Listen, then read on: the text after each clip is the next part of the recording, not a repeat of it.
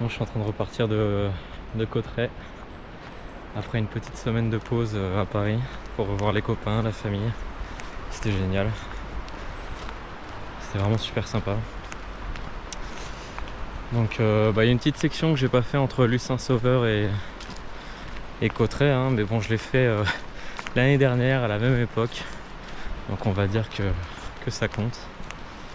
Et ouais, c'est juste pour une histoire de bus quoi, il n'y en avait pas avant 13h pour Luz et celui de Cauterets passait dès 8h juste après mon train, donc c'était parfait.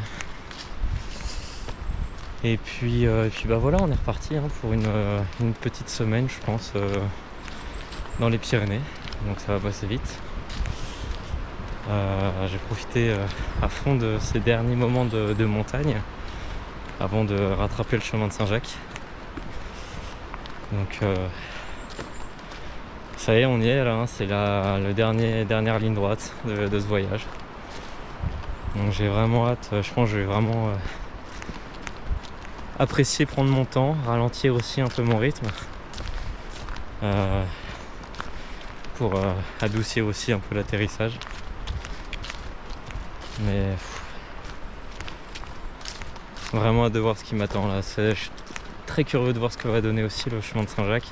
C'est vrai que je le fais vraiment hors saison, mais a priori il y a toujours un peu de monde quand même sur ce sentier, donc hâte de voir ce que ça me réserve. Et puis voilà, il fait beau.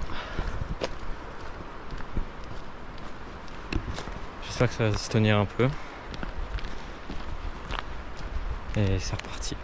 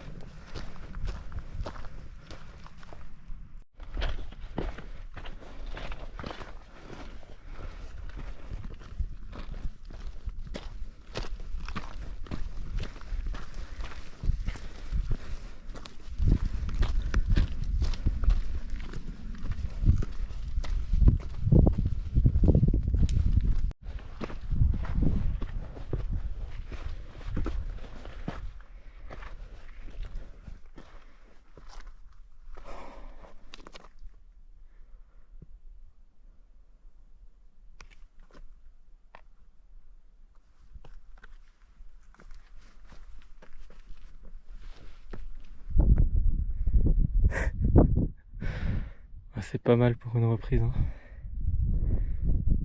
Qu'est-ce que c'est beau.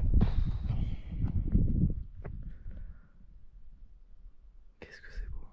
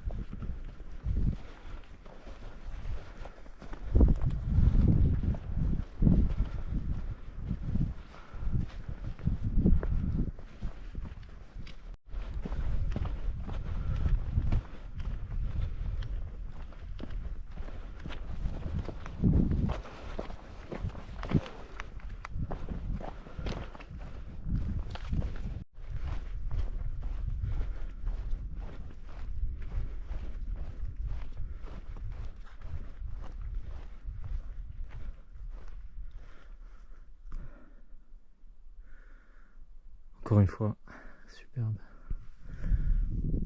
superbe, ces derniers jours dans les Pyrénées là, c'était c'est incroyable. Ça fait 4 jours que j'ai repris là.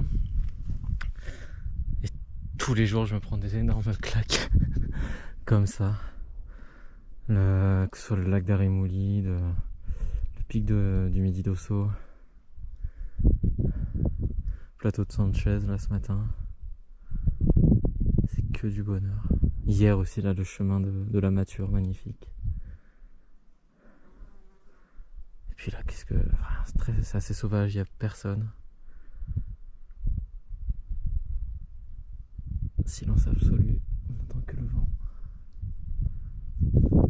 Et c'est que du bonheur. Pour ces dernières journées dans les Pyrénées là,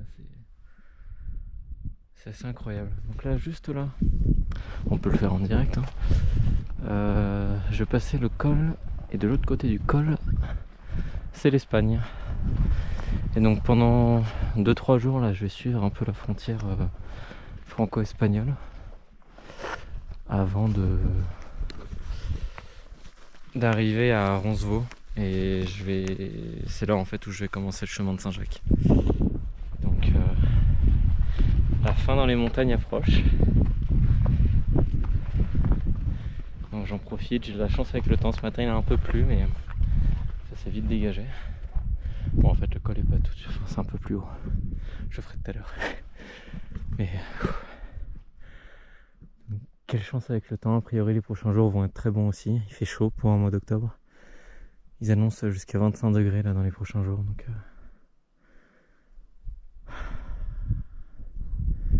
comme je suis un peu en altitude, je m'en plains pas, mais je vais vite redescendre aussi. Donc j'espère que ça va pas trop tabasser non plus. Et quel régal.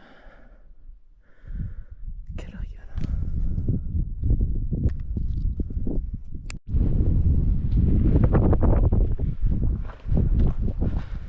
Ça y est, je viens de passer en Espagne du coup.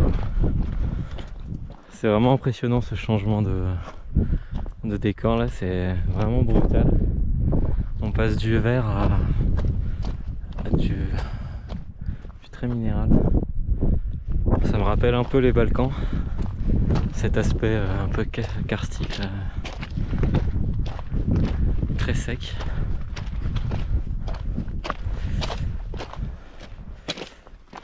Col d'Année, frontière. Hop là, on est à 2035. Donc moi je vais là normalement ce soir. Refuge Belagua.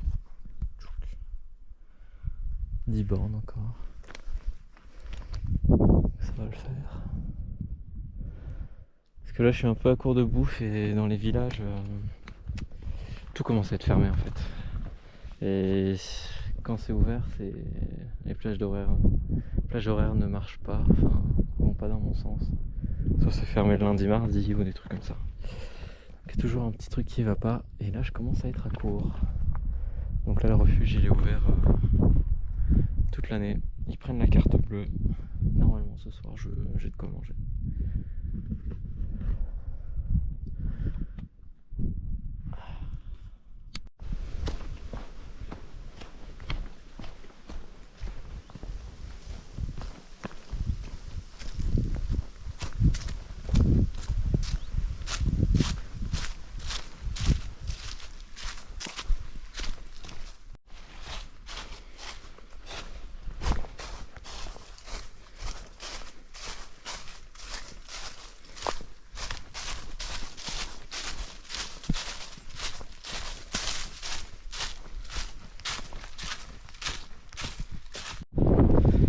Je dois avoir une tête assez incroyable. Il y a un vent, là je profite d'être un peu à l'abri. Mais ça souffle d'une force, là ça me rappelle un peu le vent que je me tapais en Crète au début du voyage. Et je suis très très content de m'être arrêté au refuge de Belagua. Ça m'a permis déjà de bien dîner. Et puis, alors en Espagne on n'a pas le droit de planter la tente. Donc le gardien m'a proposé en fait de dormir sur la terrasse. Et j'avais checké les prévisions météo, normalement ça le faisait. Vers 20h30 je commence à installer mon tapis de sol et tout. Puis je vois au loin quand même pas mal d'éclairs. Je check l'appli météo, ils annoncent de la pluie là pour pour dans les prochaines minutes, on va dire. Et donc je me rapatrie sous le porche, sous un porche. Il y avait un endroit abrité à l'extérieur du refuge. Donc je me dis que je vais être tranquille. Et en fait le vent se lève d'une force assez impressionnante. Donc pluie à l'horizontale. En 3 minutes, j'avais toutes mes affaires de trempée, sac de couchage, tapis de sol et tout. Donc je suis rentré un peu en catastrophe dans le refuge. Gardien adorable, hein. De toute façon il n'y avait pas grand monde, mais il m'a dit pas de souci, tu peux dormir à l'intérieur. Donc j'ai déjà pu faire sécher pendant 1 heure ou deux mes affaires, et puis après je suis allé dormir dans un coin. Et ce matin, bon petit déj. Et adorable, adorable parce qu'il m'a offert du coup la bière de la veille et le bloc de fromage que je voulais lui acheter ce matin. Donc j'ai juste payé le dîner et le petit déj, donc royal. Royal, et là il fait beau, bon, beaucoup de vent pour le coup. Là je suis vraiment dans un petit abri, c'est cool. Énormément de vent, donc je vais voir ce que ça donne après pour la suite. Normalement il n'y a pas de passage technique, mais c'est quand même des passages en crête à 2000, donc normalement ça va le faire, hein, mais c'est vrai que là ça souffle beaucoup. En tout cas c'est un régal, hein.